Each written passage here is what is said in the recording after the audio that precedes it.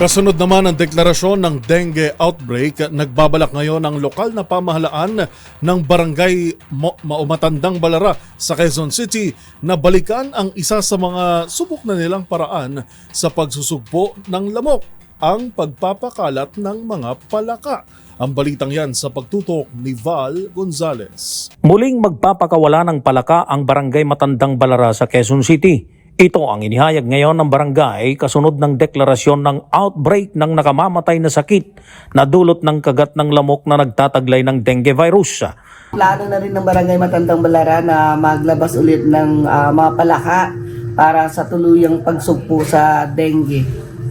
Ayon kay Margaret Lipata, ang sekretary ng barangay, napatunayan na nila sa kanilang komunidad na ang mga palaka ay makatutulong para kainin ang mga lamok na nagdudulot ng dengue.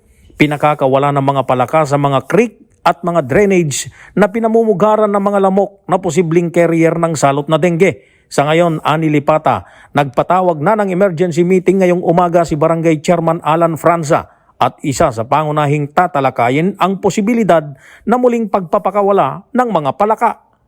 Opo, epektibo no kasi kasalukuyan wala naman po parang naitatalang namatay sa dengue sa ngayon.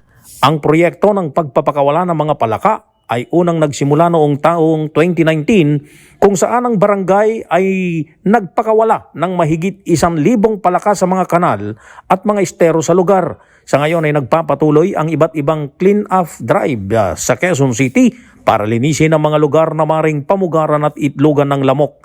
Batay sa January 1 to February 14 report na inilabas ng Quezon City Epidemiology and Disease Surveillance Division, nasa 1,769 na ang tinatamaan ng dengue sa buong lungsod Quezon habang 10 na rito ang namamatay.